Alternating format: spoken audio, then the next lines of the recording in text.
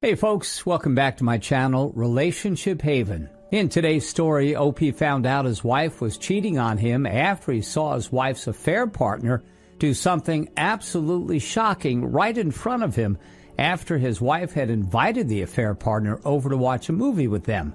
In today's second story, OP's soon-to-be ex is trying to get the police involved after OP kicked her out and she refused to leave the house.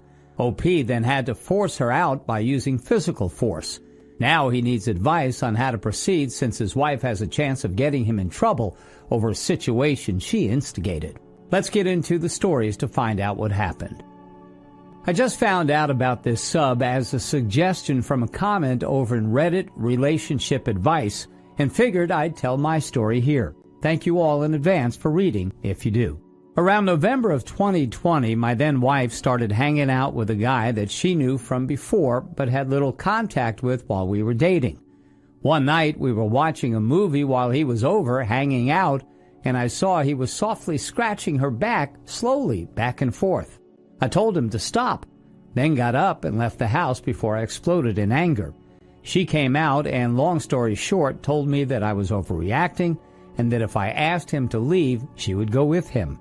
Now, I remember being shocked that she would make that decision and wrote it off as her anger getting the better part of her.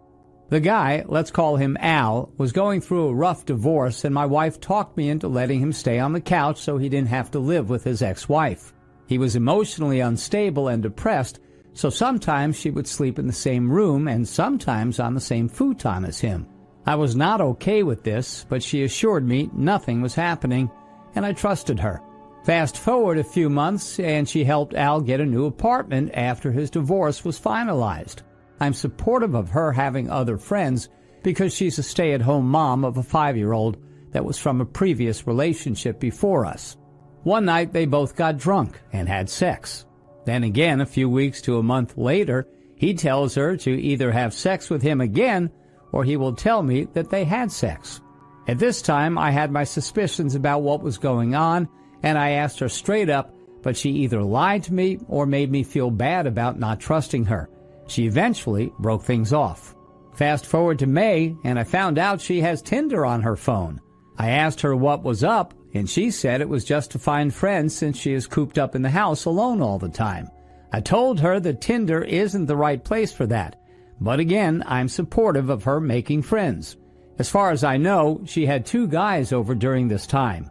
One while I was at work who just came by to take a shower after work and head off to a party so we didn't have to drive home.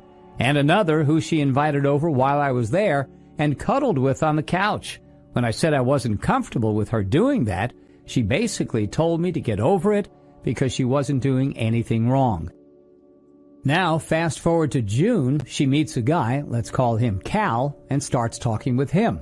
She also brings up that we should open up our relationship and go poly, to which I said no way. She still decided to start spending alone time with him and eventually gives oral once in our house. Later she told me that she did so out of fear and to just get him out of the house, but she continues talking with him after. He breaks it off with her and blocks her. It is at this point when the guilt finally brings her to tell me about cheating on me with both Al and Cal. She only tells me about the first time with Al and says that her and Cal did it in a hotel. I didn't trust her anymore because of all the other red flags and lies about not cheating when I asked previously, but I forgave the cheating. She then started to become cold to me, not wanting to hang out or do anything together, not wanting to work on us or go to marriage counseling, which I suggested. She started sleeping up in her daughter's room, and we were effectively separated for months. No sex, no kissing, not even hugging while she works on getting herself better so we can be better. Fast forward to November. She ends up going to hang out with an old friend that she knew before me and had been talking to a lot more recently in Hawaii for a week over Thanksgiving. She told me about it beforehand and that he paid for the whole trip. That was suspicious to me, but I had promised to give her another chance. She went down there and came back pregnant. At this point, I'm not even upset anymore. I know it's over, and I'm gearing up to go through the divorce. She was all for getting divorced at first, but changed her tune to wanting to work it out once the baby daddy started saying he didn't want anything to do with the baby and she should get an abortion. However, I'm out. I'm done, and that was the last straw. I'm kind of glad that I was right in thinking that she would cheat again and that I would be able to finally be done with all this. I have no more moral obligation to be an understanding, patient, and forgiving husband anymore. I know a lot of you at this point are wondering why I stuck through it for so long, why I gave her so many chances and was so forgiving. It's because she has had a really hard life up to this point. She has a bunch of diagnosed mental issues due to a bad childhood. Like, think of the worst possible childhood you can imagine, and you're probably close. She sees sex differently than normal people. To her, it doesn't have the emotional connections that it has for normal people. I was focused on being the best husband to her that I could be. That was the focus of my whole life. Be the best husband I could be and the best father figure for her daughter. Patient, understanding, and forgiving with all her issues. I was going to turn her and her daughter's life around and fix everything. I was going to work my butt off so she can do whatever she wanted to do with her life career-wise, and so her daughter could go to college, providing everything by myself and turning their lives around completely. That's what I got out of it. At least that's what I told myself. Now I'm just glad it'll be over soon, and I can stop giving so much. I don't know if in the end I'm doing the right thing by leaving her, but I know that I can't go on anymore. My goodness, OP, you let this woman run all over you. What were you thinking? It took your wife getting pregnant after cheating on you with multiple different men to finally realize it was time to divorce her? It seems that you are a fixer. Unfortunately, some people are beyond fixing, or more accurately, you can't fix people. They have to fix themselves. They must recognize their issues and want to do the work to heal themselves. I hope you have consulted with a good lawyer so that you will not be saddled with child support for the next 18 years. I also recommend therapy so that you can heal and learn how to get rid of this mentality that you need to save them from their issues and be a hero for them. Good luck, OP. Now, let's get into today's second story. So Friday, 10 days ago, me and my soon-to-be ex-wife got into an argument. She moved out to her mom's place at the end of June, but we own our house together. She, of course, still has her keys, and she comes around every once in a while to see the kids, get some of her stuff, and so on. When I went on a trip, she stayed here, and I have also stayed with friends a couple of weekends, so she could stay at home with the kids. That Friday, she came over and we had an argument. It got heated, and I asked her to leave multiple times.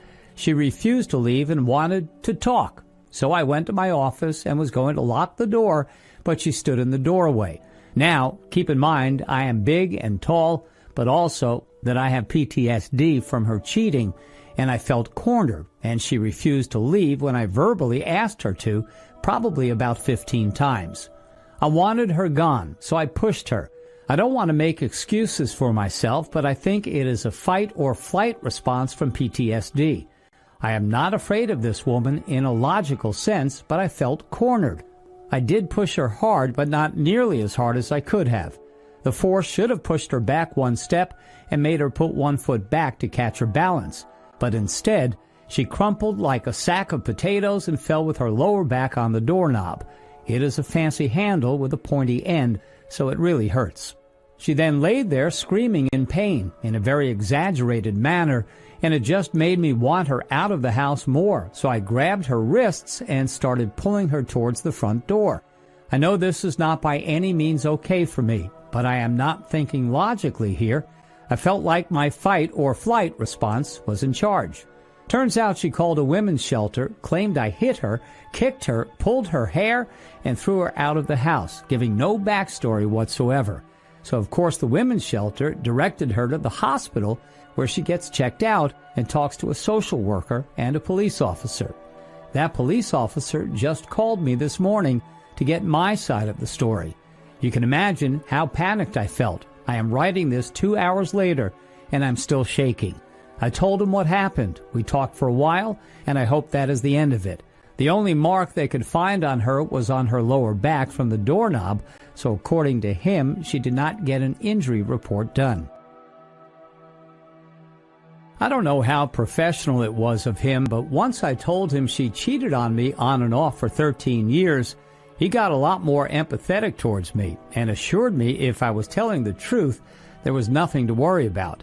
I know how this sounds. I'm a man and a big, athletic, bearded, tattooed guy, and she is a beautiful, blonde, blue-eyed woman, so of course people will trust her. I never thought she would lie to the police about something like this. I don't get how someone could be so evil. I'm still shaking and I am sick to my stomach. I puked my breakfast after that phone call. I'm a professor, and if I get criminal charges against me, my career is over, and my soon-to-be ex-wife knows this. I would never get a teaching job again. OP, take a deep breath. Everything is going to be okay. You did nothing wrong here. Here's what you need to do. Do not ever be alone with her under any circumstance ever again, no matter what. Depending on your vehicle and home situation, set cameras up everywhere. This will be a long game, and you will copy and paste all communication via your lawyer.